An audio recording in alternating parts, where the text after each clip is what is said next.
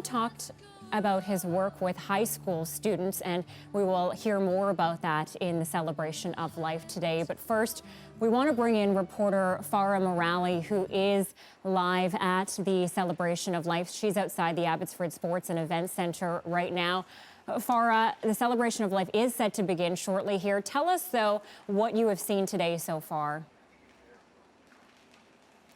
Well, Anita, the procession that took place here has now wrapped up because the event is underway. But for the past hour, we saw hundreds of police officers march down King Road behind me, all of them in uniform. Everyone from the Mounties in their traditional red uniform to the black and blue officers from various police departments across the country. It was quite a sight to watch. Hundreds of people, despite the rain, which has been heavy at times, lined the sidewalk to watch this procession, many of them huddled under umbrellas. A lot of them, of course, with the blue memorial ribbons pinned to their hats and to their clothing. That procession continued to the center where the funeral service is being held at this hour. And as you mentioned, it wasn't just police officers who took part in this procession. I spoke to nurses and first responders who are here from Abbotsford Regional Hospital. They were carrying Canadian flags with little black ties on the top to signify mourning. There were kids here from the local Abbotsford hockey team, a mix of people, and many of whom didn't even know Constable John Davidson, but they're here to show their support on a very difficult day. You mentioned that you spoke with some of those nurses and some of those people who didn't even know Constable Davidson. What are they saying? Well, some of the ones that did know him are remembering him fondly. As you heard many of the stories as well covering this incident. I mean, Constable John Davidson was somebody who liked to leave an impression on people. He was known as genuine, funny, kind, even to the people he was ticketing while working as an enforcement officer. For the people who didn't know him, he was a well-known person in the community. As you mentioned earlier, he worked in the local high schools as a liaison officer, trying to raise awareness on all sorts of issues. He worked with Cops for Cancer. He was really a community leader. And for people who don't know him, they're here to show their support. We're just going to take you now to the celebration of life, which is just getting underway. Sorry to cut you off there, Farah. We're going to take you inside the Abbotsford Sports and Events Centre right now.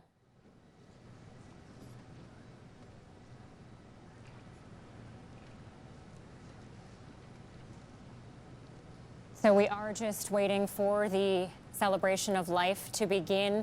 The MC for today is Sergeant Jason Scott of the Abbotsford Police Department. Now, he's going to walk in along with some of the speakers for today's event. He will then introduce those speakers, some of whom include Chief Constable Bob Rich, who was very close with Constable John Davidson, in the days following his death. Chief Bob Rich called him not only a hero to the city of Abbotsford, but also a hero to himself. So we will hear from Chief Constable Bob Rich. We'll also hear from Keith Davidson, who is Constable John Davidson's brother, along with Constable Renee Williams, who was the traffic section partner of Constable Davidson. Now, right now, you are seeing the flag march. They are carrying various flags, including the Canadian flag, the American flag. Let's have a listen.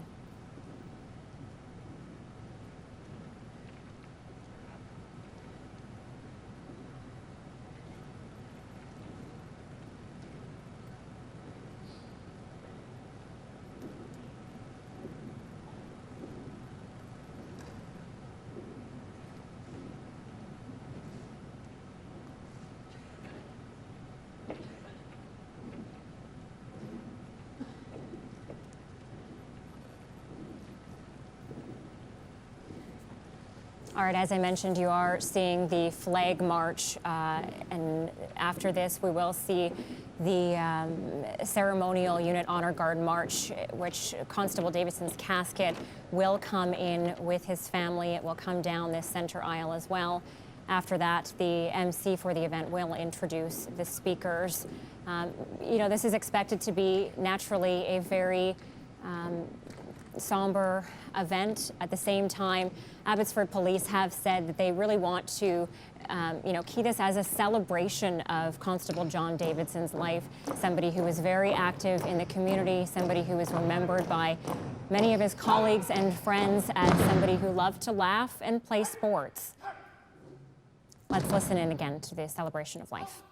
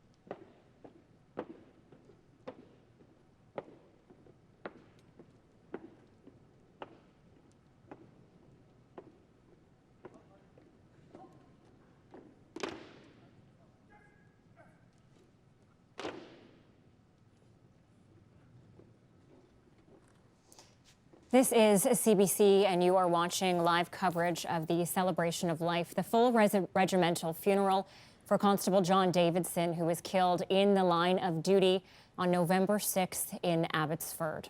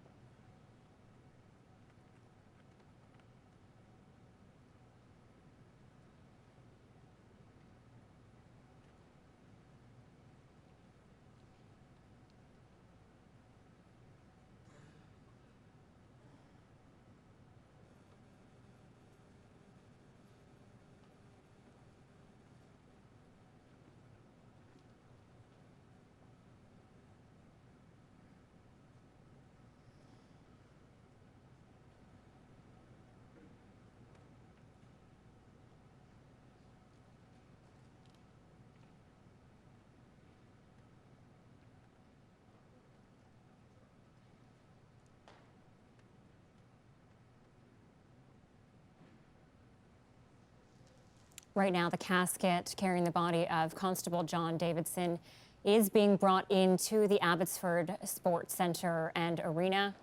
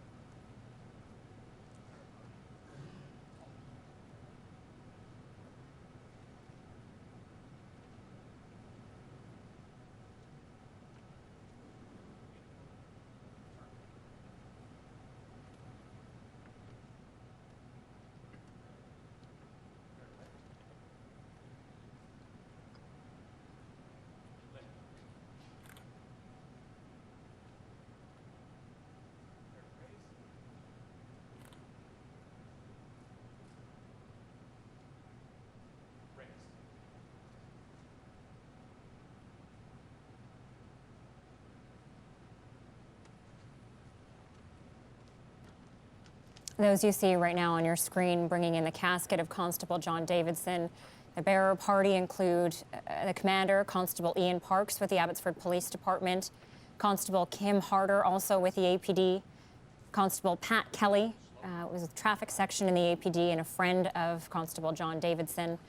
Constable Miles Crouchy with the APD. Constable Jeff Morgan, also at the traffic section, worked with Constable John Davidson closely. Constable Kevin Small with the APD. Sergeant Doug Wilding with the APD. He also worked with John. You see Constable Renee Williams, who is Constable John Davidson's partner in the traffic division, along with Constable Ken Wilson, also with the Abbotsford Police Department.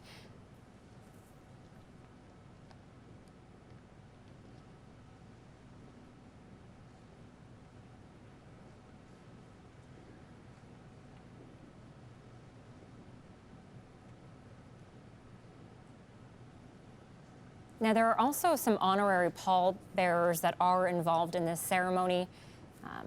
Graham Webb, who is a co-worker with Constable John Davidson in Northumbria. I didn't mention this, but the constable worked in the UK for several years as a police officer before coming to Abbotsford in 2006. Also an honorary pallbearer, Keith Howells, who is also a co-worker from Northumbria. John McMahon. This is Constable John Davidson's best friend, who is also from Scotland but lives here now. We have Rurid Cunningham, and this is Constable John Davidson's nephew. Another nephew, we have Caleb Cunningham, Raymond Cunningham, Constable John Davidson's brother-in-law.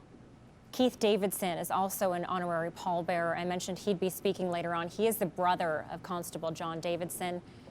And then finally, we have Drew Davidson, Constable John Davidson's 24-year-old son.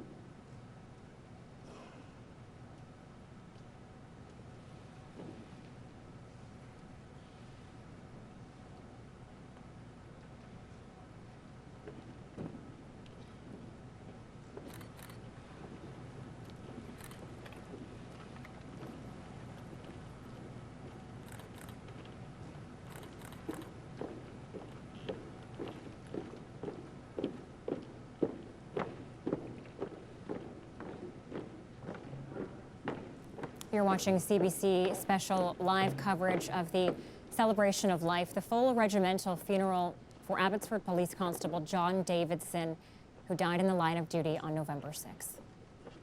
Everyone may please be seated.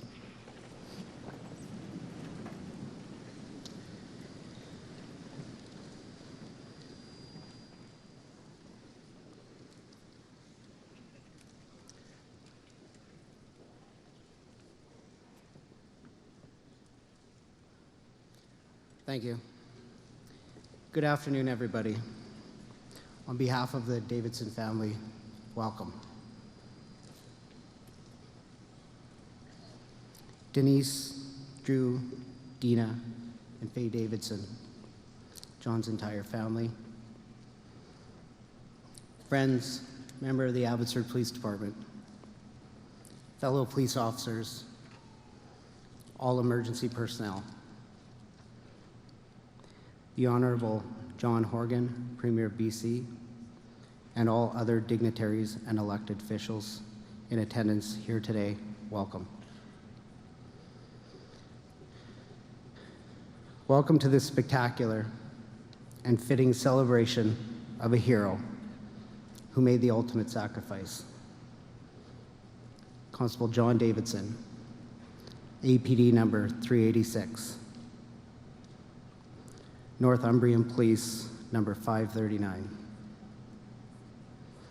On behalf of the Abbotsford Police Department, thank you all who have traveled here today from out of town. To the citizens of Abbotsford, thank you for your kindness, your gestures, and for embracing our police department and sharing in our pain together. We are truly Abbey strong. My name is Jason Scott, and I'm beyond honored to speak on behalf of the Davidson family today. I can actually think of no honor that is greater than this. To be able to talk about a great man, a friend, and a co-worker. When asked to do this, I was told there would only be a couple hundred people here, so I agreed. That was clearly a lie. There's a lot of cameras here, and I'm probably not going to look great in high definition. We're here today to honor John's memory and honor his life, to celebrate who he was. It's a time to get rid of our armor, shed our macho images, and remember why we are here. It's a day to support each other, to cry, to remember, to reflect, to celebrate, and to encourage each other. Crying is a good thing. So is laughing.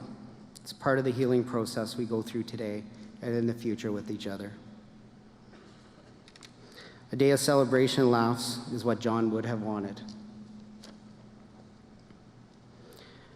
I can't wait to tell you about John today so that everybody here who didn't personally know him gets a sense of who he was and how important he was. In preparing for this, I was fortunate enough to spend some time with John's family. What an honor and a pleasure.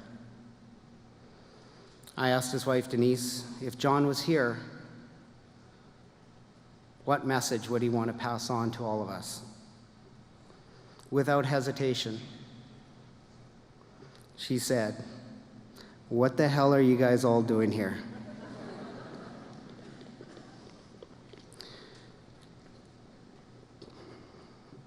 John always wanted simple.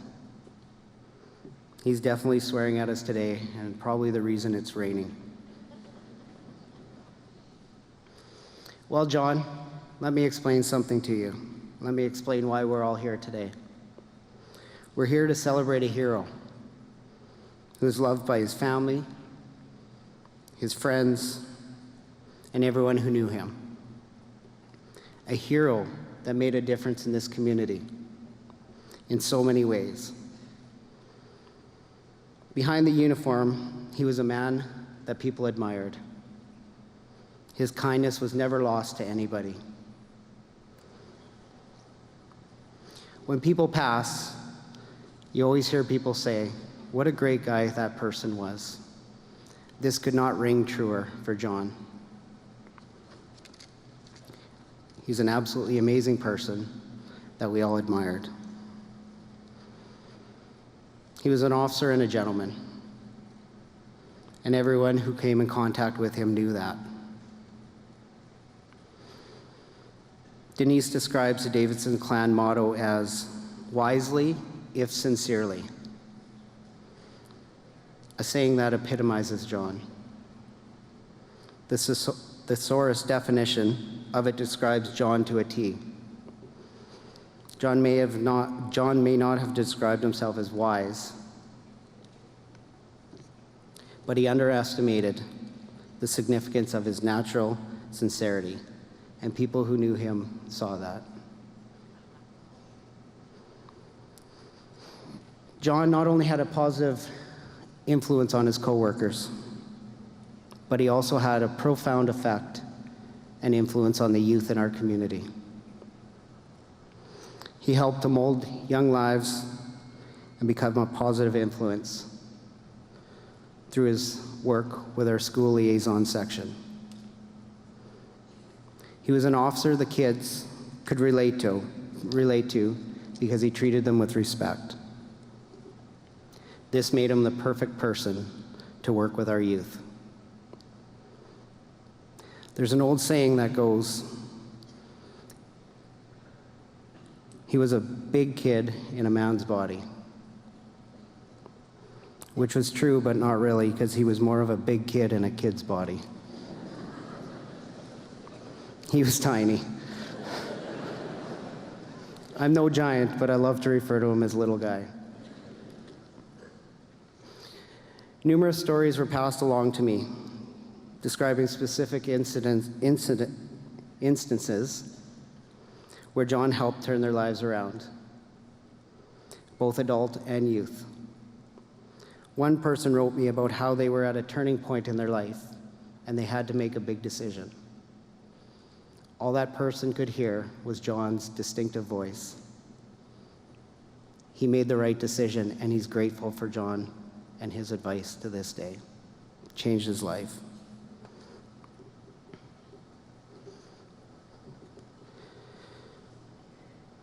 I believe that helping people is something that John would be most proud of, next to his children and his family.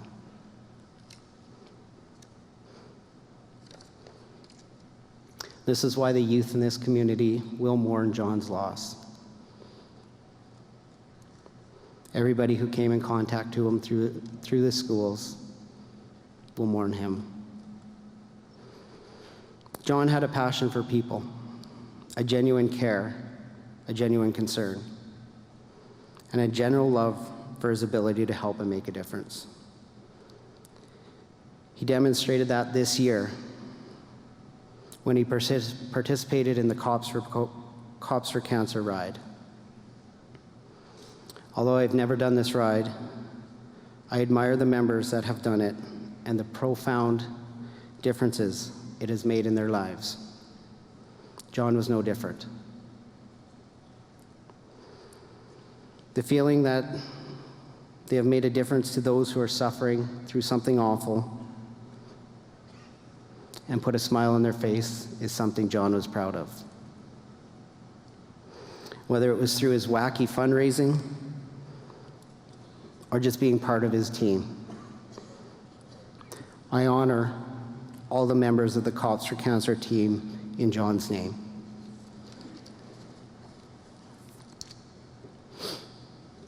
Being around John's family has been my privilege. Their love and their loss is heartbreaking. But between times of being sad, we were able to have times of amazing laughter as well.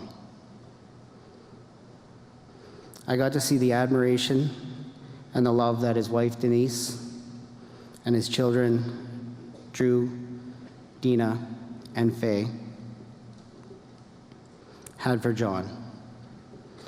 Listening to them speak about John, it was comforting to see their pride in their voices and his daughter's eyes light up when they spoke of him. Watching partial videos of him on the GoPro was amazing but hard. Getting to hear him laugh, getting to hear him complain, watching him smile, and watching him be with his family in this beautiful province that he loves so much. John moved his family to British Columbia because of its beauty and its outdoor opportunities that this province has to offer. John was a fitness fanatic. I'm sure he wouldn't be happy to know that I found out about how his family describes him as having a man-boy physique. So I won't bring it up. Anyone who went for a run with John was in for a treat. Just a quick one, he'd say. Also a lie. John had a passion for football, the other football. His teammates knew the passion he had for the game and for the players on his team. Players on the other team, however, not so much. Even if he knew them, a game was a game, and afterwards, everyone was friends. Luckily, John was laid back on his team and was just there to have fun. Not even close. Who knew that the community team that John played on couldn't make the World Cup? John certainly did not. To John's teammates who are here today, you can all breathe a little bit easier today. Your fitness level will not be called into question on a daily basis and at every game. Denise, Drew, Dina, and Faye, I'm deeply sorry for what happened. It's not fair. Please take comfort. Comfort in the fact that John was loved and admired by all who knew him and all who worked with him. He was good at what he did, and he was very proud. Proud to be a husband, proud to be a father, and proud to be a police officer. Although he can never be replaced, you always have this big old Abbotsford police family that's probably going to annoy you and take care of you. I know we can be a bit overwhelming, but we care, and we're here to support you. I take comfort in knowing that John will live on through you. I've been lucky enough to meet John's family who traveled here to honor and celebrate his life.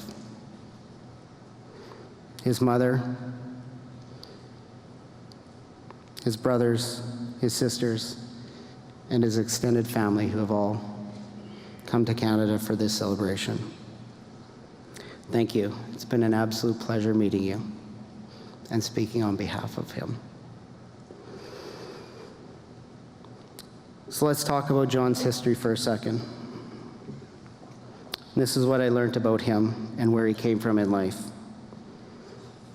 As mentioned, John was a kind man. Such words as calm, cool, smart, and handsome were typical words that he would use to describe me whenever I'd see him at work.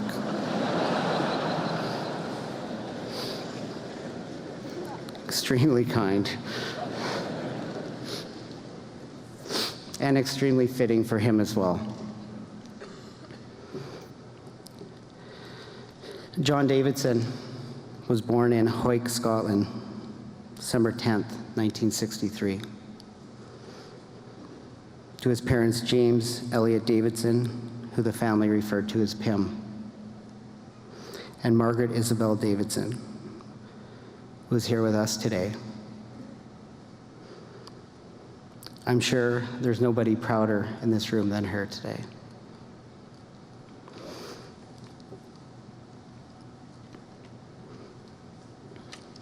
The Davidsons had 6 children, of which John was the 4th. Keith, Linda, Sheila, Isabel, and Janie. Welcome. After graduating high school in 1980 from Hawick High School in Scotland, John completed a short stint with the Royal Air Force, but soon moved on to the Avery Hill College in London, where he graduated in 1987 after 4 years with a B.Ed honors degree in physical education. He held several coaching and teaching and referee certificates as well. Before becoming a police officer, he had many jobs, which included being a tutor, an aircraft tug driver, and a baggage handler at Gatwick Airport. In honor of this job, hopefully none of your luggage has been lost or damaged traveling here today. John also worked as a relief teacher. This is where his passion for children and learning and teaching came from. John was hired by the Northumbrian Police Department in England in 1994, where he worked in the motor patrol section and was responsible for investigations of fatal and serious motor vehicle accidents. He was qualified in breath testing procedures. This carried on when he came to the Abbotsford Police Department, and we're going to hear about his passion for impaired driving investigations in a bit. His career with the Northumbria Police was one that was diversified. In addition to patrol responsibilities, he took part in the Public Safety Unit, where he was trained in crowd and riot control, oftentimes at the largely attended soccer matches. He was an acting sergeant and mentored many new members. During this time, he received a commendation for physically saving a suicidal female who was jumping into a river.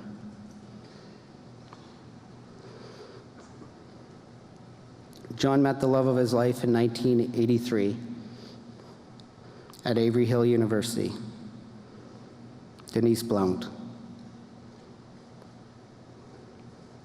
They had their 3 children in 1991, 93, and 97, and they were married June 11th, 2001. In February 2006, John came to Canada from Whitley Bay, near Newcastle, England. The Davidson's clan officially came to Canada April 29th, 2006. John was hired as an experienced police officer on March 3rd, 2006, and attended the Justice Institute and was part of Class 110. Let me tell you, this guy arrived in Canada from England. He had an accent. We could barely understand him. Yet he was more tanned than anyone I've known from England. And he maintained that tan. No one could figure that one out. John was assigned to shift 4 in our patrol division until he got injured in November 2007, snowboarding. While injured, he worked in our general investigation section as well as our community police office. He went to our youth squad in December 2008 to 2012. John was so proud of the fact that one of our high schools, W.J. Mowat, made him an honorary hawk, their escort. He put it on his resume.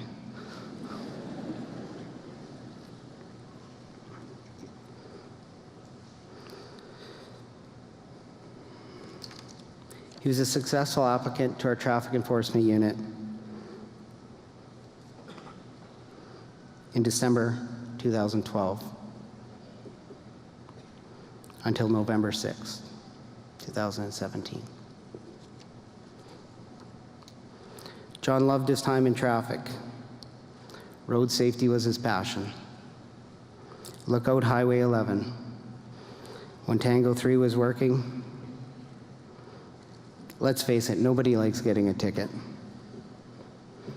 But John had a way about him. He was fair, he was polite, and he was professional. I don't know how, but at the end, he'd give a ticket, and they'd usually thank him. That speaks volume as to who John is.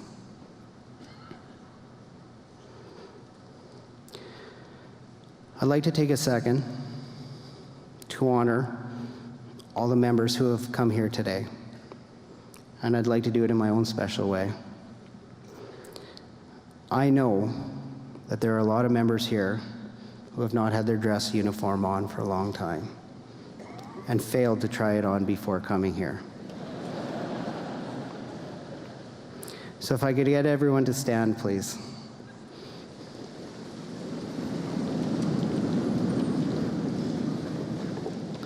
This is a 10-second stretch for everybody who is super uncomfortable right now. Thank you.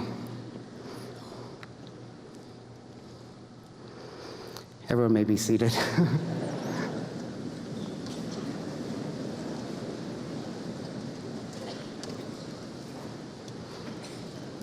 I now have the honor of introducing Ryan McAllister.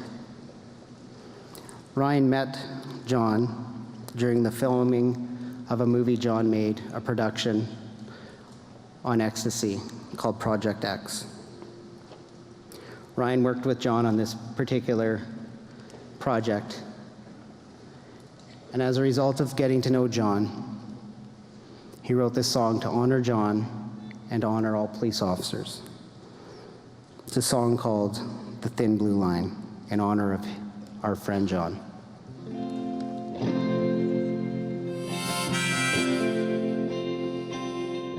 There's a thin blue line separates the wrong from right. It's a shelter in the chaos, it's a fire in the night. And I was lucky to know you, to see that smile so bright. It's shining on like a northern light.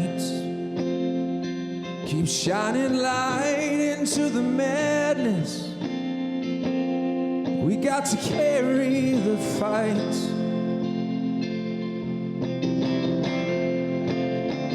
Keep kicking holes in the darkness till it bleeds daylight. Don't turn your back on the sunshine, no. It's gonna keep us alive. Know that you'll never be forgotten. There's a thin blue line separates the wrong from right, builds a shelter in the chaos and a fire in the night. And I was lucky to know you, see that smile so bright, it's still shining on like a northern light. And oh, the light is on our side. And oh, the day is with us. And oh, the light's still on our side. helps us carry on.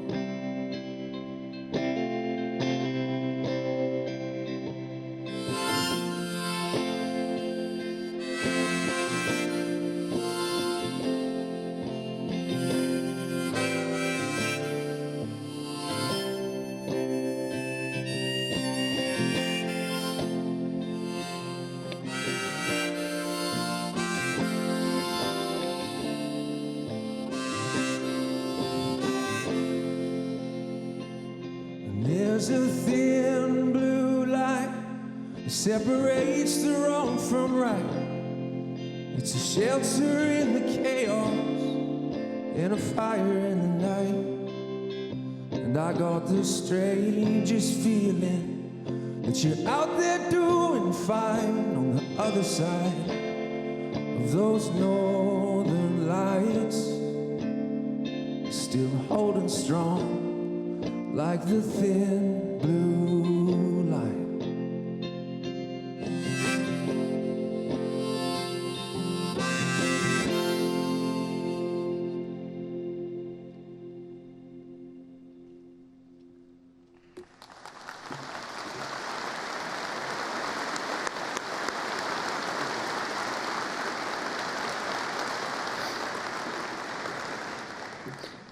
Thank you, Ryan. That was amazing. I'd now like to ask the Chief of the Abbotsford Police Department, Bob Rich, to come up and say a few words. This is a man who has absolutely demonstrated what leadership is about in these trying times at the Abbotsford Police Department.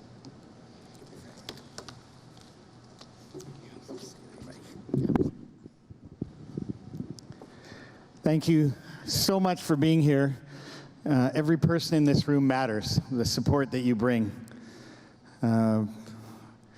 Mr. Premier, Minister Farnworth, Mayor Braun, all of the MLAs and MPs that are here, the amazing Davidson family, Denise, our friends from Northumbria. I don't know where you are. I've lost you now.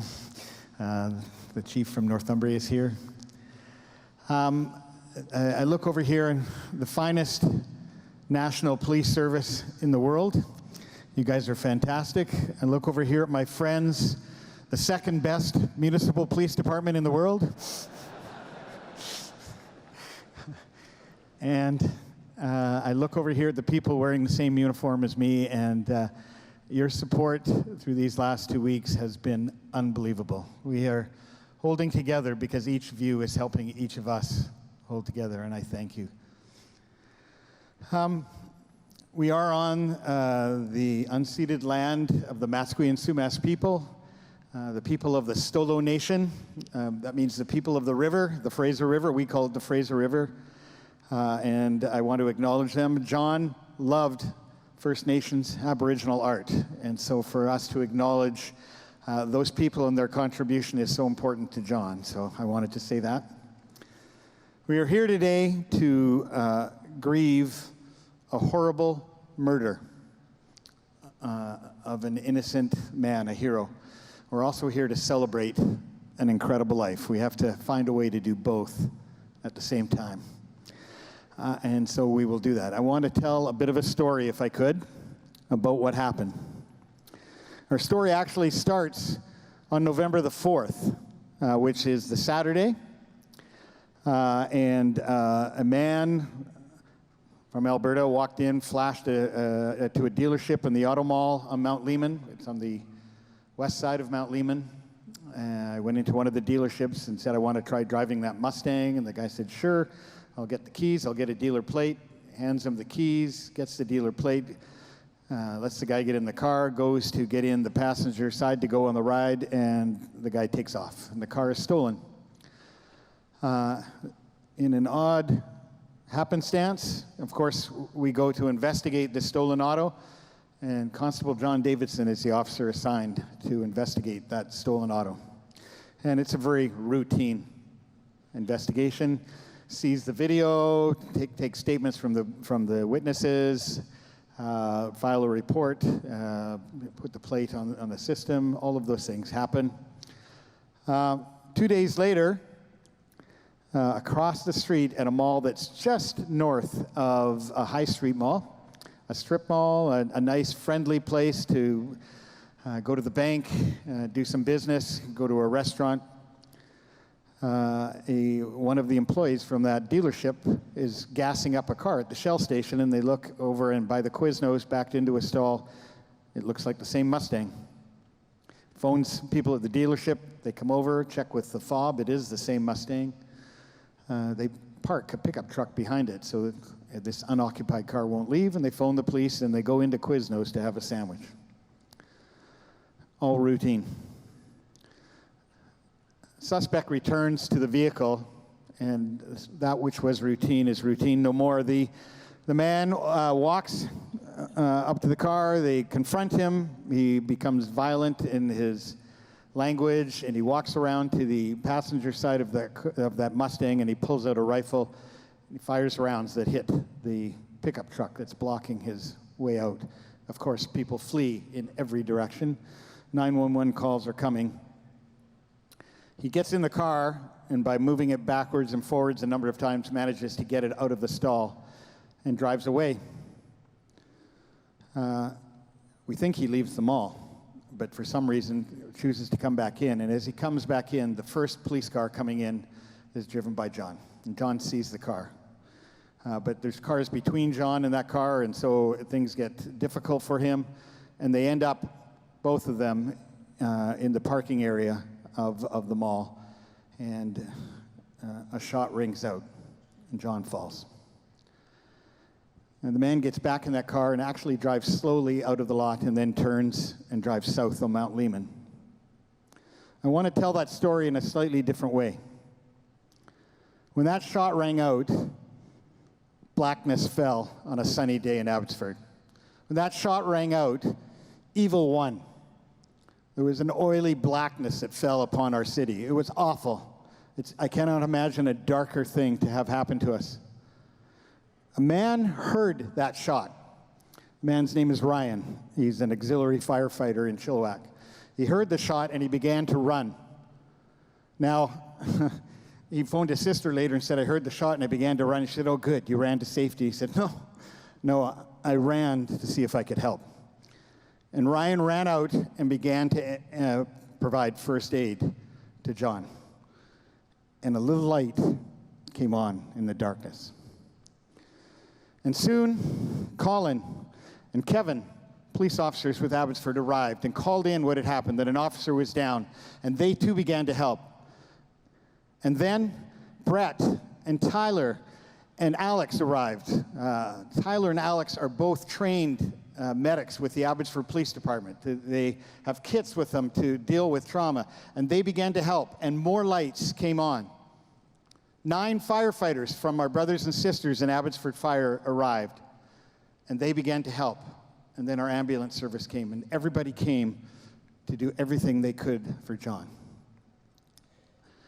The truth is, the wound that John received was beyond medical help. There was nothing that could be done. But we know that if he could have been saved, he would have been saved, because those people did everything they could to save his life. And their lights shone in the city of Abbotsford in the inky blankness that had been dwelt upon us by this man in his evil action. That car went out onto Mount Lehman and drove south. And it went by one of our police cars, who wheeled around and called it in, and we were on it. And as that vehicle made its way across the freeway and it was going in a roundabout at Fraser in Mount Lehman, 5 Abbotsford police officers converged on him and rammed his car with everything they could. 2 of those officers fired on him, hitting him and stopping him in his tracks. That man's evil intentions, I totally believe, were to kill more of us. There was going to be a rampage in the city of Abbotsford. I don't know who would have fallen. But they stopped him at that moment, and their lights shone bright. They were heroes. They stepped forward. Before we got that man out of the car, there were 20 Abbotsford police officers at that scene, working together to take him into custody, showing restraint, professionalism, and heroism all at the same time. And they pull him out of that car. As I was arriving at the scene, with Deputy Chief Sear, we watched as they pulled him out of that car. And I watched and I looked and I saw my officers. I saw one go down on his knees. I saw them, what they had done and what it was going to cost. But the light shone bright. Mike and I went to the next scene, and our officers were doing everything they could to save John's life.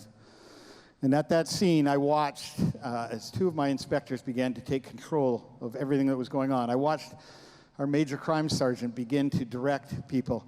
And I saw, this blew me away, he was beginning to give directions to people from Langley. Langley Major Crime had already arrived on the scene. I have no idea how they knew this had happened or how they got there, but they were already helping us. They were taking up point duties at the other location. I knew that as well, I later found out. As I stood there, and I was not like Doug, our Major Crime Sergeant, I was I don't know, maybe immobilized for a minute, trying to figure out what to do. I got a phone call from Chief Adam Palmer from the Vancouver Police. What can I do? I've heard this has happened. What can I do? I said, I need help. My son Tim is a Vancouver police officer. He heard the call come over the radio in Vancouver. Never heard a call like that before. We need cars to go to Abbotsford. 30 police officers from Vancouver started out to Abbotsford, and their lights shone bright.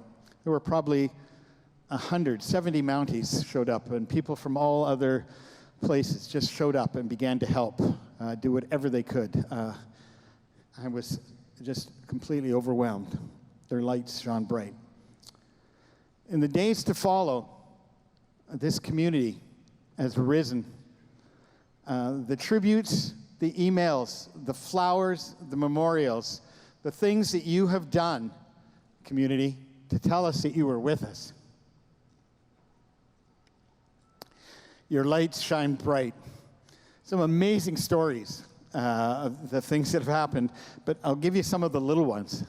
A man walked into the front counter and said, John gave me a ticket, and I was disputing it. Now I'm never going to have to pay it. Here's the money for John's family. I walked outside the police station for 5 minutes one day, and this man walked up to me and went, whoa, you're a criminal. Just, that happens to us. He was a big criminal. Anyway, he said, I want to talk to you. And I said, what about? Like I'm doing one of those? You know what I do? He said, 2 years ago, you guys pulled me out of a car and arrested me, and you changed my life. And I'm like, well, that's what happens when you're a criminal. But no, he said, no. I have been clean for 2 years, and I came here to pay tribute to John. I didn't know him, but one of my officers was there, and he said, he is a bad guy, so that's good. The next person I saw was a man that our amazing police force rescued from a kidnapping. And he was in a horrible place when we found him after a difficult search on a dark, stormy night. And he was there to pay tribute. And then I saw my friend Mike. So Mike is a Special Olympian. And I'd seen him a few minutes before walking down the street, down George Ferguson Way, with tulips in his hands like this. And he was bringing them to honor John. I said, Mike, I said, I've got these. The lady sold them to me for $2. And he came and he laid them at the memorial. Well, when Mike was holding those flowers, it was a beacon of light against the darkness. I believe we have overwhelmed the darkness that this evil man wrought upon our city. I believe that standing together the way we have, that you are here today with us. It took you a lot of effort to be here today. Many of you have flown in from other places. You've given up an entire day. I know that even more. But your light is shining. The people that are watching at home, that lined our route today, all of your lights are shining, and the darkness is broken by what you've done. I want to talk about Mike. Sorry. Mike was the last guy. Let's talk about John. I want to talk about John for a few minutes, you guys. Obviously. So John was in traffic, and he was passionate about the fact that people who drive drunk are hurting us, or hurting people, or killing people. And so he made it a point to go after them in a big way for all the right reasons. So in 2014, he made the Alexa team. So Alexa Midlar, I believe the Midlars have honored us with their presence today. I hope they made it in the building. I hope they're somewhere. In 2008, their 4-year-old girl, Alexa, was killed by a drunk driver. And so they have gone on to create the Alexa team and encourage police officers to take drunk drivers off the road. So he made this team in 2014, but in 2015 and 2016, he not only made the team, he joined the all-star team when you take off 25 or more drunk drivers in a year.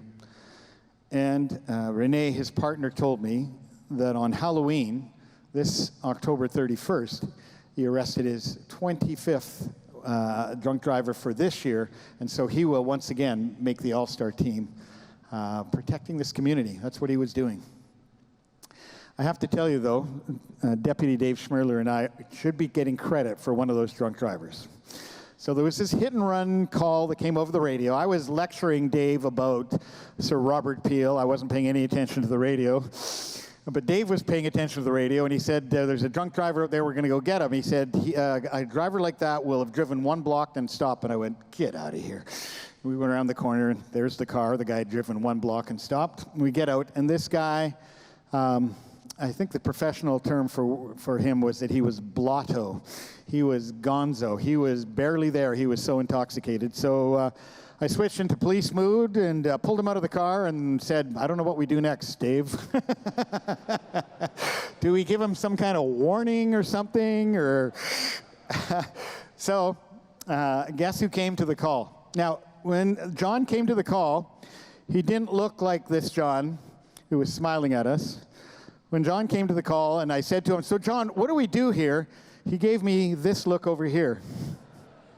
Like he looked at these two senior officers who have no idea what they're doing, and I said, do we give him a warning? Do you want a text page from me? I've seized his alcohol. Do you want me to put in a page about that? And he's like, stop, just stop. He pulled out an ASD, told the guy to blow, said, I'm done. He failed. I filled out this form. Just go away, okay? Bye. He said it nicer than that, but when John used to say to me, after I made one of my many chiefly mistakes, sir, with all due respect, I would actually cringe, because what came after that sort of left a strip ripped off the side of me somewhere. John was a passionate man who was not afraid to let me know what he really felt needed to happen. He would shake his head at me. We would have breakfast sometimes, and he'd be like, sir, I'm not quite sure what you think you're doing right now. Well, I'm having breakfast with you, John, but when John was in school liaison, we had a problem in our community. Children, youth, young people were dying from overdoses of ecstasy, or what passed for ecstasy. Often those drugs are very corrupted. And we had several overdose deaths in our community and other places around the Fraser Valley in Vancouver. And so him along with Carrie DeRoche, Constable Carrie DeRoche, his partner when he was in school liaison, they created an Operation X, an 18-minute video about what was really going on. And they invited the parents of these kids that had lost their life and the friends of these kids who had lost their life to go with them to school after school and to deliver this message to the kids. Look, this is what's really going on. This is what this drug will really do. And sadly, here's a picture of somebody who's overdosing on this drug, and you really need to have this reality. And you know what? Those deaths stopped. Carrie and John made a difference, and their families that would protect us that way, that came and joined us that way, made a difference. Can you see this bike here in front of me? So I'm going to talk about the Cops for Cancer Tour de Valley. This is John's bike. So the Tour de Valley was September this year. For the first time, John rode along with Robin LaMarche, one of our other officers, and that other team. I don't know if you got to see them march, but the Tour de Valley team marched together today. And so the bike, it says John Davidson on it, 386 on it, and on the side there, Simeon Sarai. So every rider, as a junior rider, somebody who is fighting for their life, fighting cancer, And Simeon was John's junior rider. She is alive today. She's still doing good, but she is in her own fight. And so John every day rode that bike 800 kilometers over 9 days, championing the cause of research and finding ways to help young people survive their battle with cancer. I saw him at the end of the ride, September 29th. That's the last time John and I talked. And he was pumped. He looked like he had ridden from across the street instead of a guy who had just done 800 kilometers. I couldn't stand it. I had gone through a week that I thought was hard, and I looked like crap, and he just looked as fresh as a daisy as he rode up on his 800th kilometer to finish the ride. But he was so excited about what he had done and went around and talked to all the kids that were there. It was amazing, and he talked a lot about how he was going to ride again next year. It was incredible. Denise, a few days ago I had to go along with Mike and give you the worst possible news that any person could ever get, and I'm sorry for that. I saw you 2 days later, and you came up and you gave me this massive hug, squeeze hug, and you said, "I'm really sorry for what you had to do." I went, "Are you kidding me?"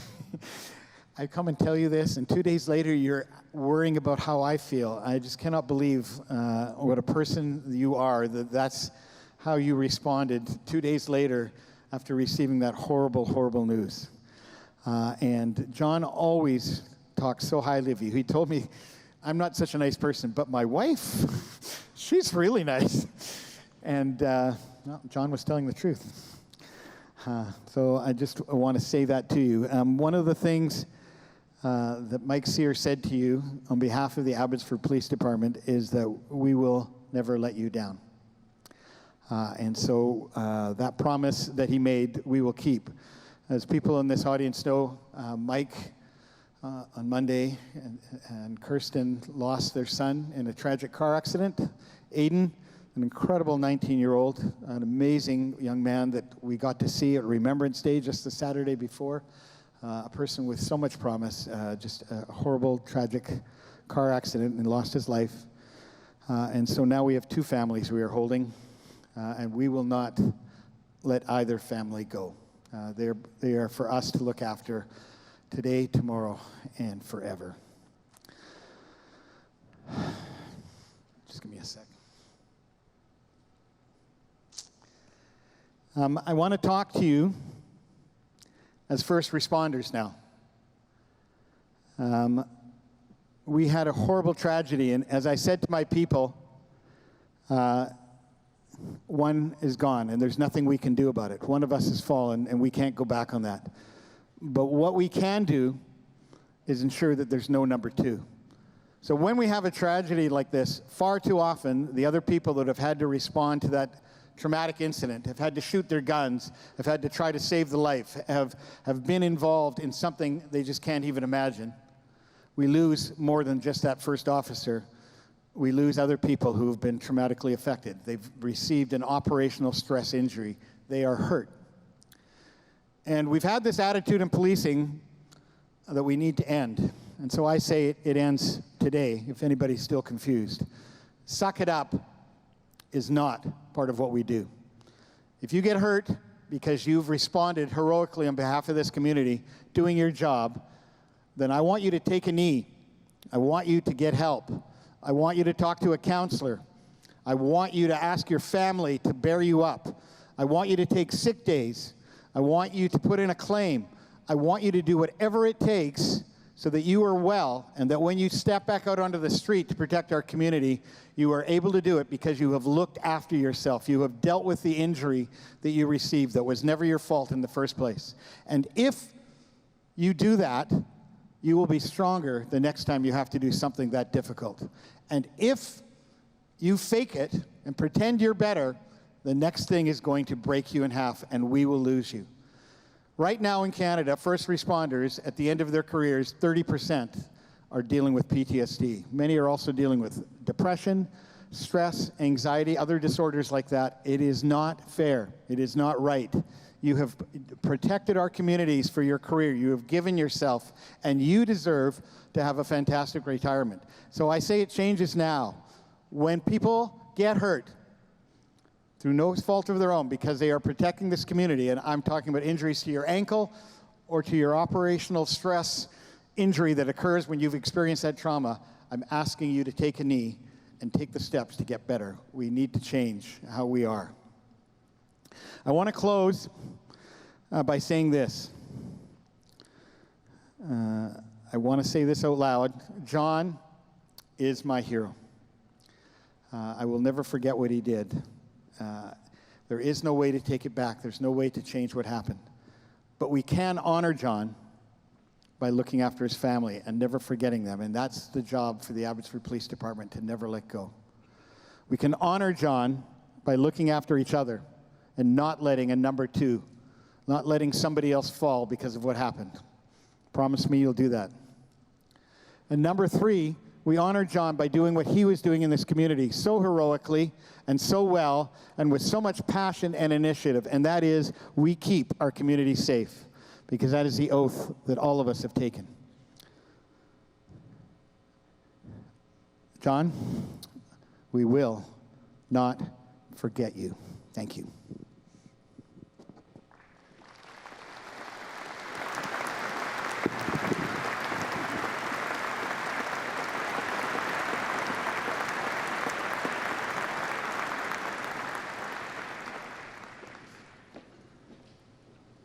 Thank you, Chief.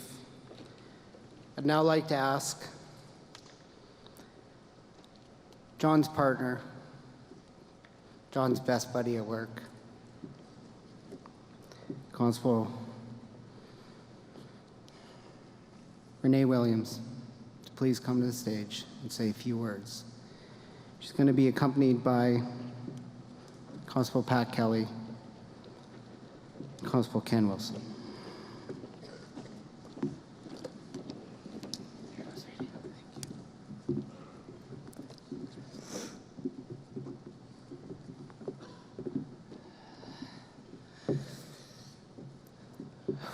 There's a lot of people here.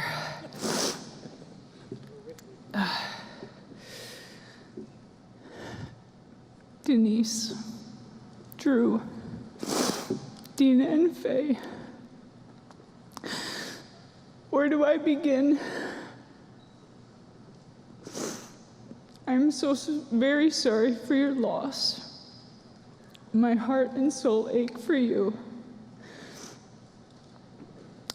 Thank you for allowing me this precious time to try and put into words what your husband and father meant to those closest to him at work and his APD family.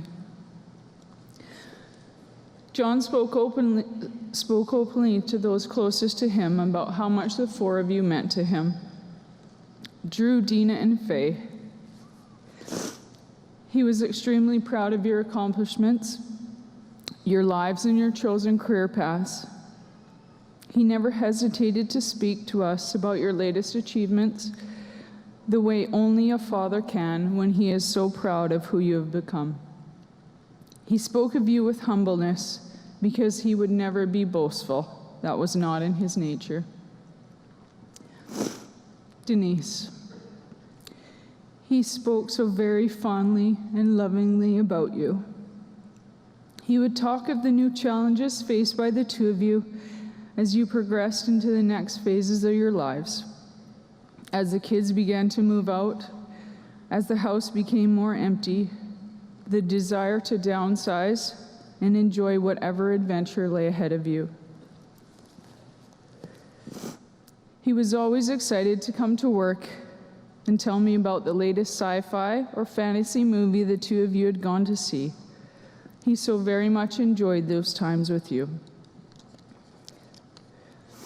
As a man rooted with deep devotion to physical fitness and the love of the outdoors, he cherished all the family hikes, camping trips, and snowboarding excursions. John often reminisced about your latest travels back home to the UK, the trip to Idaho to see the eclipse, and the excitement for future travels. He loved to share with me the pictures of your family adventures, These were the times when he was most happy, and it involved all of you. Jeff, Ken, Pat, and I worked together on the same traffic team with JD for 3 years, and I had the privilege of working with him.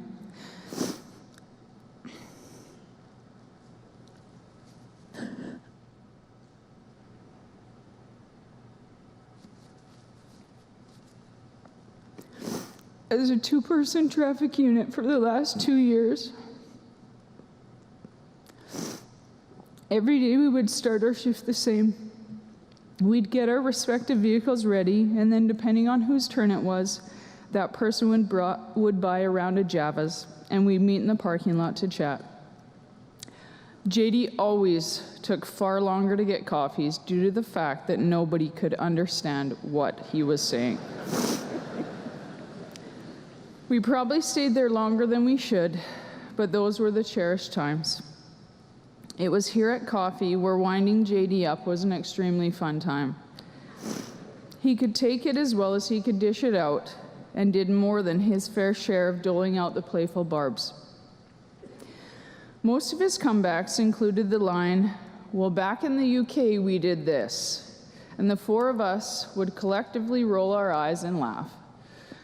These tirades were an endless source of amusement for us all.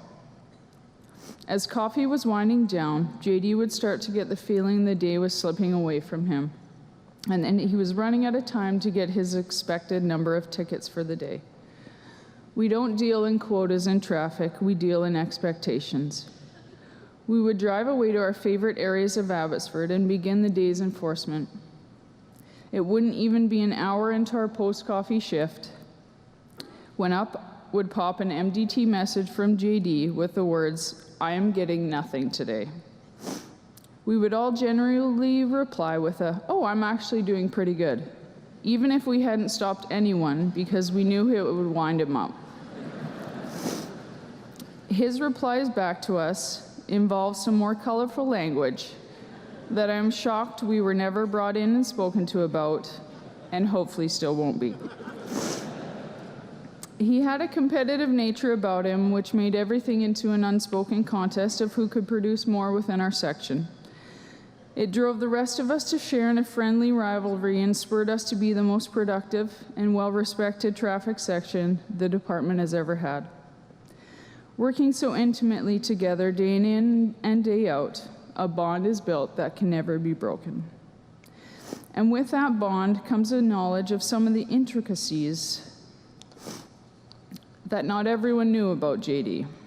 For instance, I don't think I have ever seen a man use as much moisturizer as JD did. The man always smelled so fresh. His uniform was crisp and neat, he was clean-shaven, and his hair was never without product. JD had to have his duty bag and lunch kit placed in the PC a certain way, and it could not deviate from that spot. His ticket book was affixed to a clipboard while writing, so everything was crisp and orderly. He always carried numerous binder clips to keep his papers and violation tickets organized and neat. There was a place for everything, and everything has its place, he used to say. This is one of the many reasons we got along so well. We shared a mutual appreciation for tidiness and order in the PC and in the office. His in-car computer had to be set to a specific height, screen tilted a certain way, and the colors on the screen changed from the default settings to a light green and an aqua blue. When we would ride together, which was most night shifts, and he would get out of the car to deal with someone on a stop, I would quickly change the colors and watch his reaction. He never said anything, but his forehead would crinkle, his ears would get red, and I knew it was eating him up inside. On the next stop, when it was my turn to get out, he'd quickly change the colors back to the way they had to be. JD brought a great compassion to the job in whatever section he worked in. He excelled during his time as a school liaison officer. He had a gift for understanding and relating to youth in his schools and was able to see eye to eye with them, literally.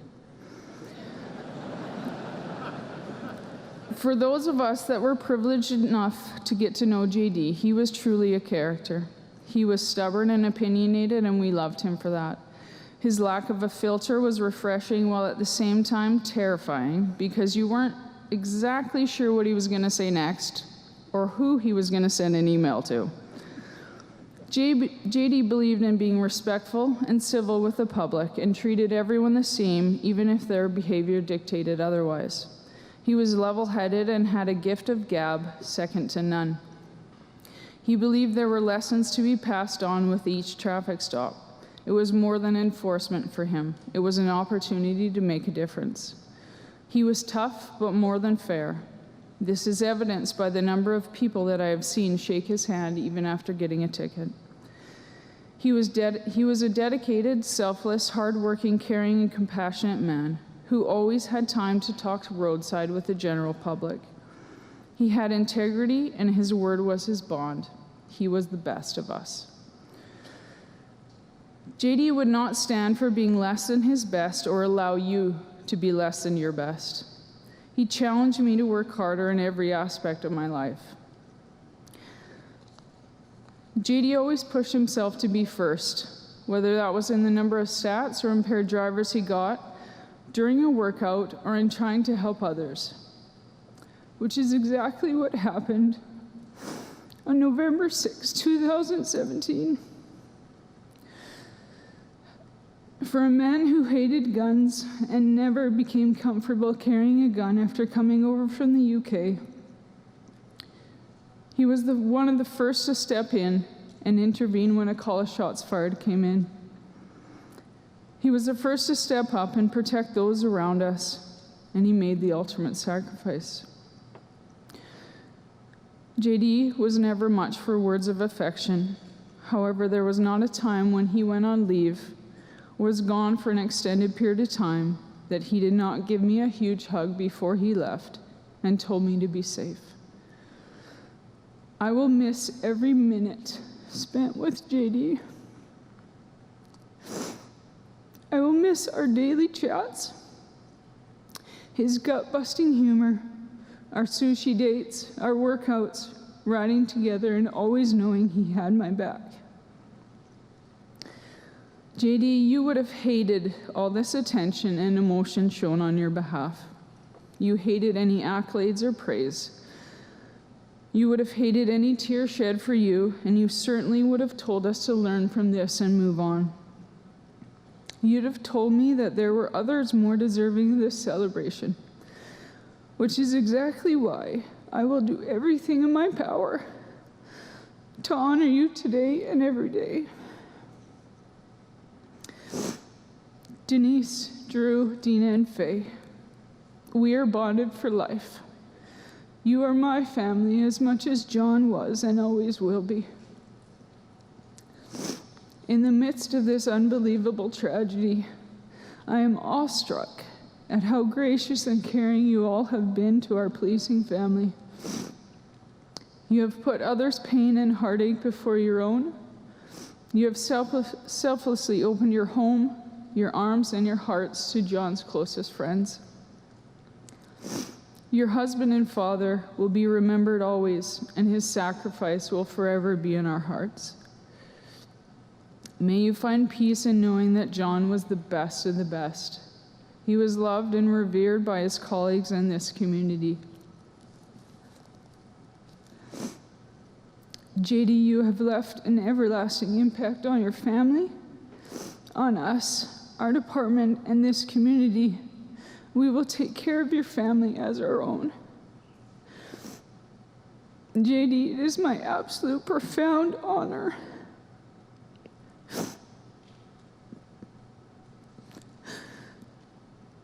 and privilege to call you my partner, my friend, and my hero.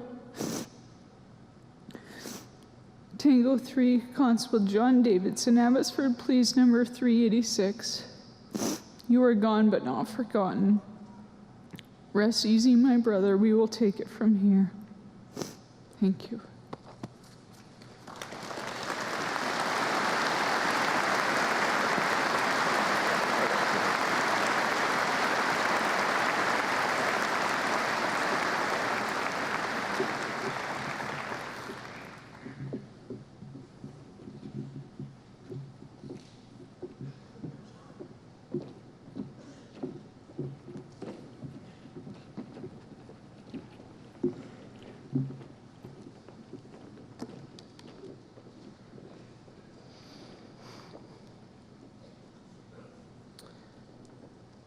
think we're going to be privileged enough to hear a few words from John's wife, Denise, accompanied by Constable Keo Parsons.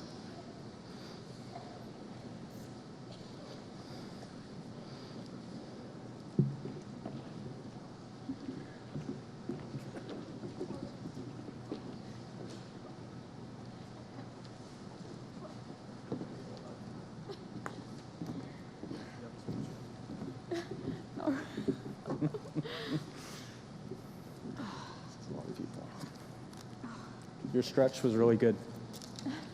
Button gone. There haven't been very many runs lately.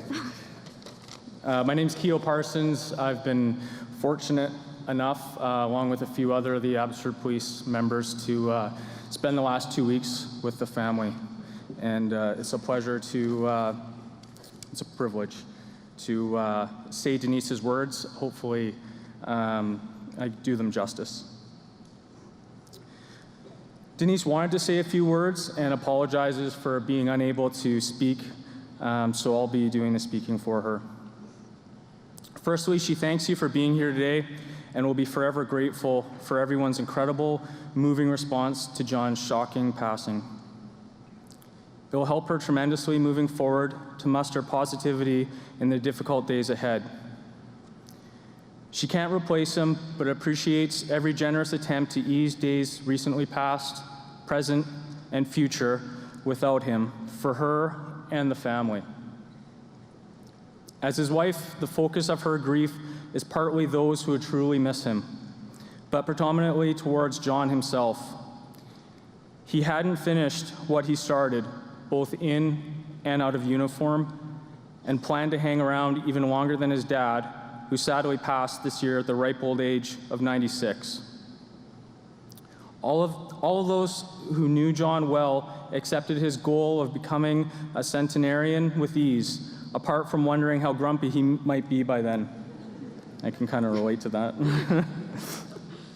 This cruel set of circumstances quite probably cut his life in half, so most of all be sad for John. Today shows more than anything that he deserved a longer life. Denise can't leave here today without publicly acknowledging the Abbotsford Police Department, their wives and friends for stepping in for absent family back in the UK and getting us all through the seemingly impossible since John's sudden passing. Mike, Chuck, Keo, and Paulette, true heroes for handling a devastated family through the worst of times. Saying thank you will never be enough. Finally, John was the master of setting seemingly impossible goals for himself and others. One of his fitness catchphrases was, "It's not the clothes that count, but what's underneath." Yeah. So on his behalf, I challenge all those in uniform today to not put them on to cover what's underneath, but strive to achieve what he did and be the best version of yourself every time you wear it.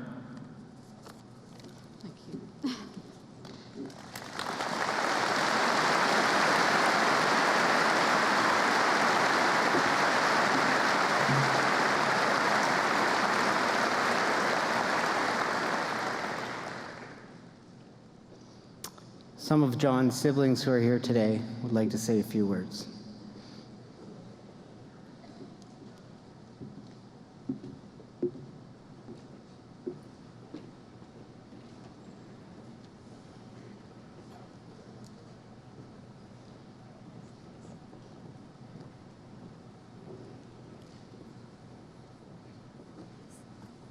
This is the celebration of life for Constable John Davidson, Abbotsford police officer who passed away on November 6th.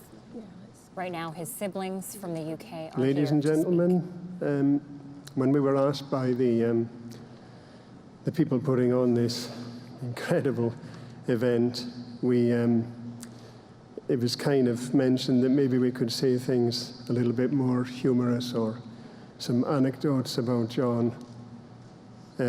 We started off mapping out some ideas, and it quickly became apparent that it was becoming pretty painful. Whereas normally we would easily come up with all these funny moments, you know, because That's the kind of bloke he was, of course. You've all discovered that by now. We realised it was kind of starting to break us apart a bit. In this, we became horrified that it was having an upsetting effect on Denise and the kids. So in the end, we decided or concluded that we would simply like to make a statement from his siblings, if you like, a message to John from us. I will read the first part, and I'll pass you on to my sisters, Sheila and Isabel, to read the remaining 2 parts. So I'll make a start. We would like to begin by thanking the police department so much for all the help and support they've offered us and to John's wife and family. That really means a great deal to us, especially as we are so far away when his family received such devastating news. The response from the community here in Abbotsford has been overwhelming, and we are so touched by all of the tributes that have been paid to John. If I could just slip in here that I think from all the photographs and tributes all over the net and everything, which has just been staggering, I don't think anybody could really go away with the wrong impression about John, you know, who he was, what a super energetic bloke and incredibly humorous and everything. Honouring John in this way today is a huge mark of respect for his genuine dedication to doing the right thing in his profession as a police officer. We fully appreciate that his fellow police officers would wish to share our grief and show their solidarity in this way. But just like every one of you, we'd rather have him back than hail the hero. I'll pass you on to Sheila. Thank you. The rest of this we're going to address to John. Okay. For the family, John, you are a different kind of hero. A loving husband, father, son, brother and uncle, who has been taken from us far too soon. Sorry, can't see now. We love you deeply, and our lives will never be the same again. It was so brave of you to have emigrated to Canada with your family. We're amazed at what you've managed to achieve in the time since you moved here, and are full of admiration for the good work you have done. You were so enthralled and exhilarated by the extraordinary natural beauty of British Columbia and loved the opportunities you had to go out in your boat, hike and snowboard. I think we need to get the microphone at Davidson height.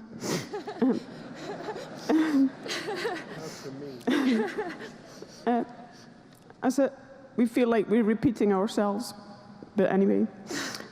As a fanatical son lover, you were definitely the most tanned member of the family. In fact, probably the most tanned member of anyone who ever came from Scotland.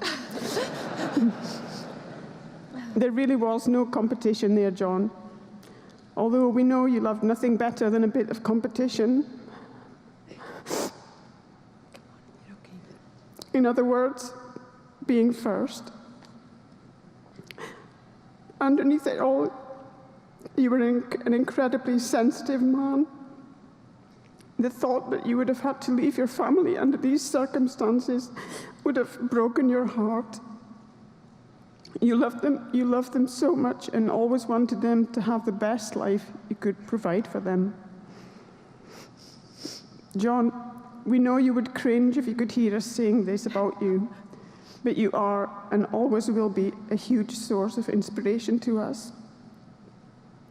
we're just so incredibly sad for you because you had so much more to do and to give.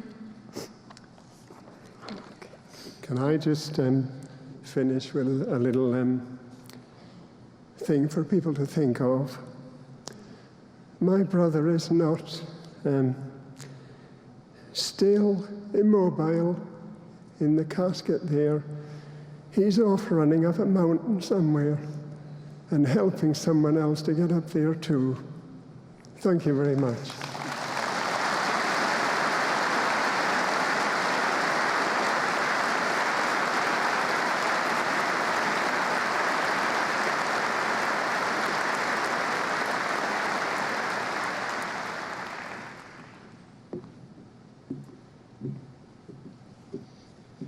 Just let these kids have a quick drink here.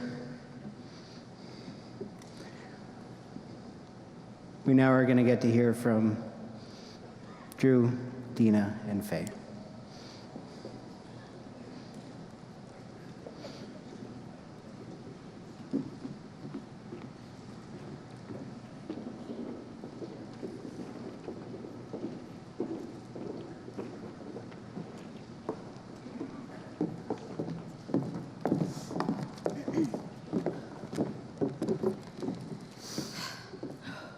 It looks a lot less scary facing this way. Yeah, so clearly we're nervous, so bear with us. I'm Dina, this is Faye and Drew. We just wanted to say a few things about our dad. There was something about the way he protected and cared for us that made him seem invincible. He was modest to the point of never mentioning his accomplishments, and if he did, he made it seem like it was nothing. So to hear all these stories that we've heard over the media and from people directly is just like, who are you talking about? He never let us know any of that. He was such a fun and playful dad. He was always getting into trouble with Mum. She would always say, "You always take it too far," because he would literally play fight with us as if he was our equal, and he would either end up accidentally hurting us or tickling us to the point of crying. And that's when we were way younger, too. I'm not talking about now. Which just goes to show what a kid he was. It's hard to properly capture in words just how special Dad was. In a way that does him justice. He was strong, intelligent, hilarious, sarcastic, humble, and a real piece of work. He was a tough father, but we always knew that he loved us so fiercely. And he held our well-being as his highest priority. Dad had such a powerful sense of what was right and wrong that showed through in everything he did. It's agonizing to picture a future without his guidance and support. But we'll always be able to imagine his harsh Scottish accent cheering us on.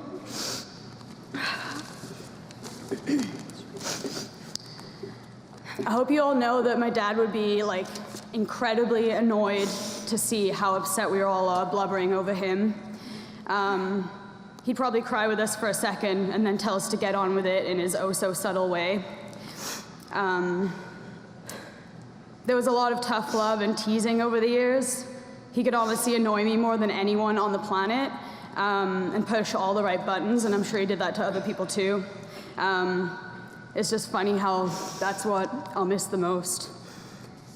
Two other things before Drew takes the stage. We're all wearing Davidson tartans, so in case anyone was wondering, that's what this is. And anyone who helped him on the scene,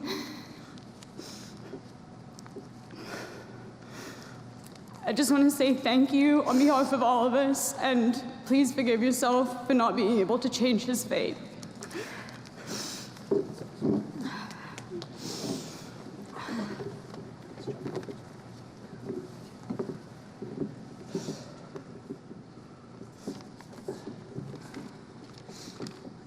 It's really big writing, so it's not as long as it looks. So for those of you who know me personally, you probably get the impression that I'm a really loud, outgoing person who would have no trouble speaking in front of thousands of people. So this is going to be a breeze, don't worry. I can't begin to put to words the immense gratitude we're feeling towards our family, friends, colleagues, and the local, national, and global community. We've never felt more loved and supported, and I wish I could meet, thank, and hug every single one of you individually.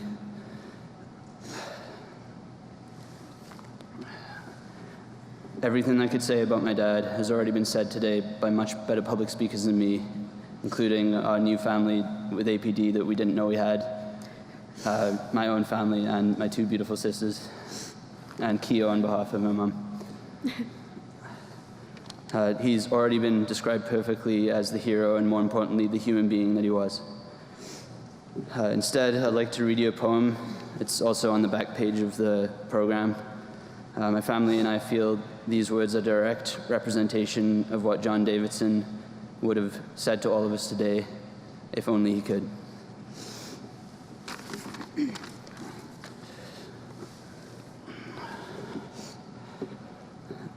If I Should Go, by Joyce Grenfell. If I should go before the rest of you, break not a flower, nor inscribe a stone, nor when I'm gone, speak in a Sunday voice, but be the usual selves that I have known. Weep if you must, parting is hell, but life goes on, so sing as well. Thank you.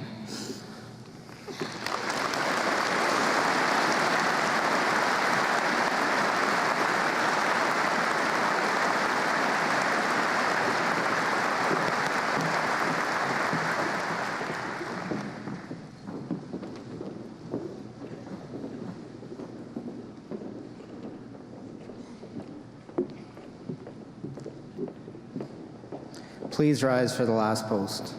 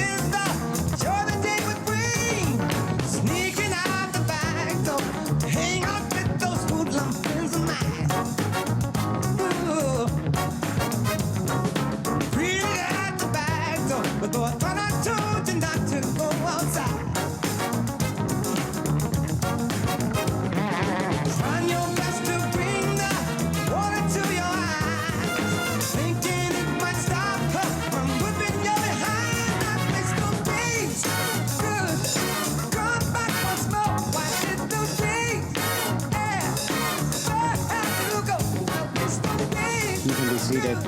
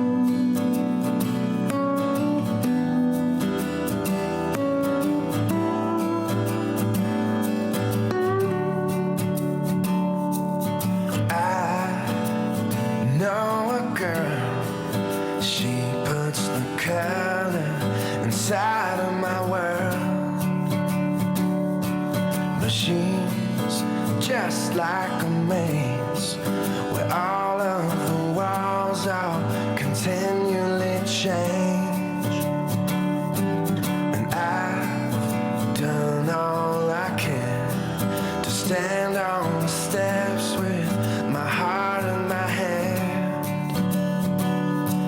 Now I'm starting to see maybe it's got nothing to do with me. Fathers, be good to your daughters. Daughters will love like you do. Girls become lovers who turn into mothers. So mothers, be good to your daughters too.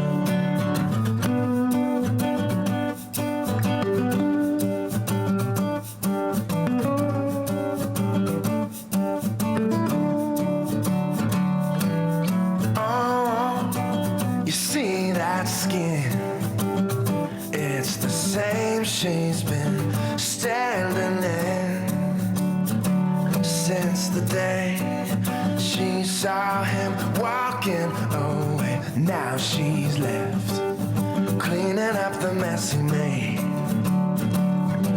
So fathers, be good to your daughters.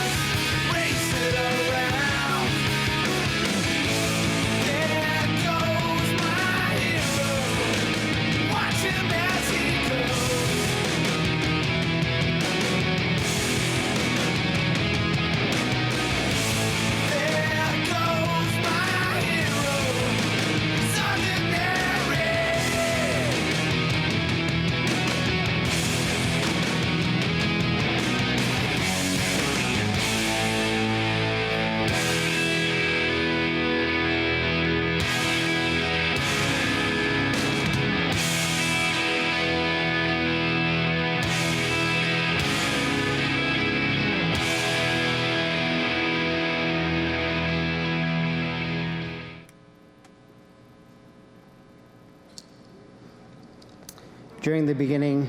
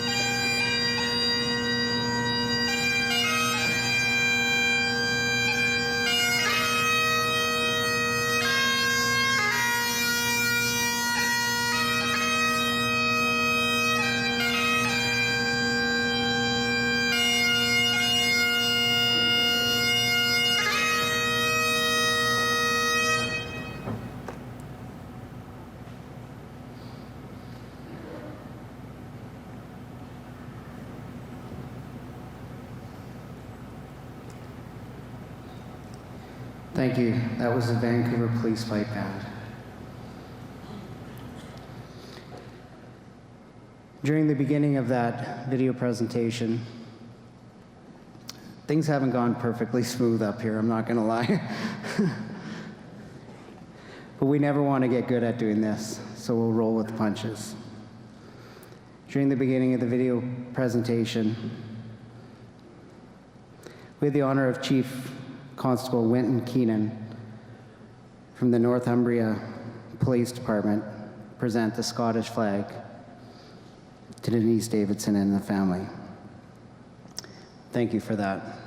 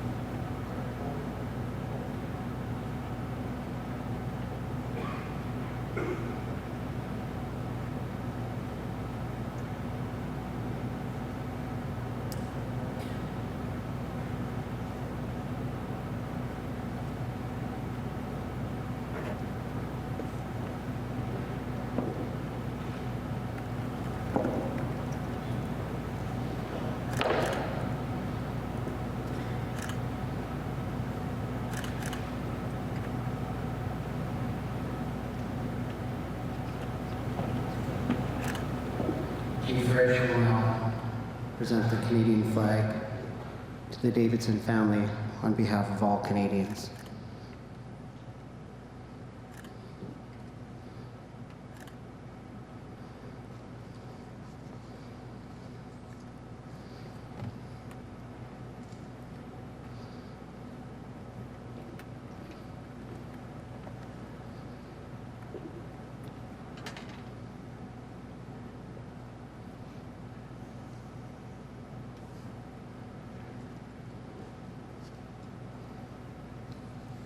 Thank you, Chief.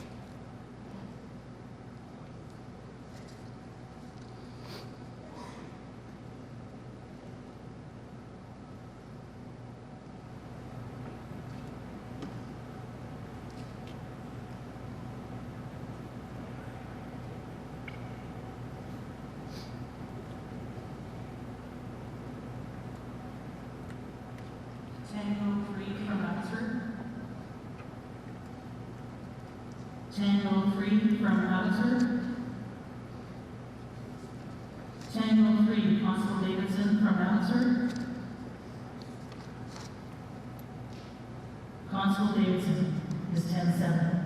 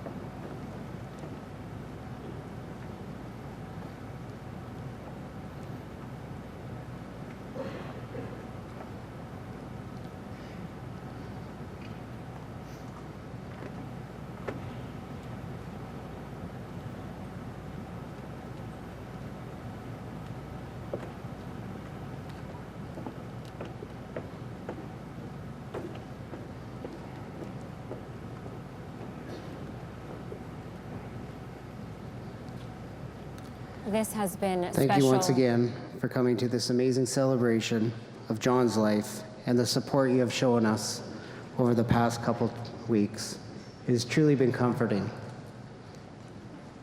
Thank you for the overwhelming support that our fellow police officers and peace officers have shown us over the past 2 weeks. To the City of Abbotsford, the citizens of Abbotsford, and the businesses in Abbotsford, thank you. I'd like to now request that all uniformed personnel exit the building and line both sides of King Road to the east in order to pay final respects during the departure of our fallen member. If Abbotsford Police Department members and families could exit using the south doors. Thank you everyone for coming, and safe travels. This has been special live coverage of the full regimental funeral of Constable John Davidson. The officer was killed in the line of duty on November 6th in Abbotsford while responding to reports of a stolen vehicle. Constable Davidson's family and colleagues will now move outside as the officer's casket is taken away. His wife and kids will gather and place a rose on the casket. Thank you for joining us today.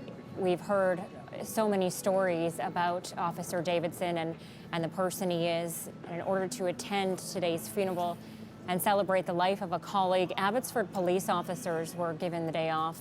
Most of them there today at the Abbotsford Sports and Events Centre. Vancouver Police helping out today to help police the city. Constable Davidson's family heard from colleagues and friends about the kind of man he was. We also heard from his kids and his wife. Thank you very much for watching us today. Celebration of life for Davidson.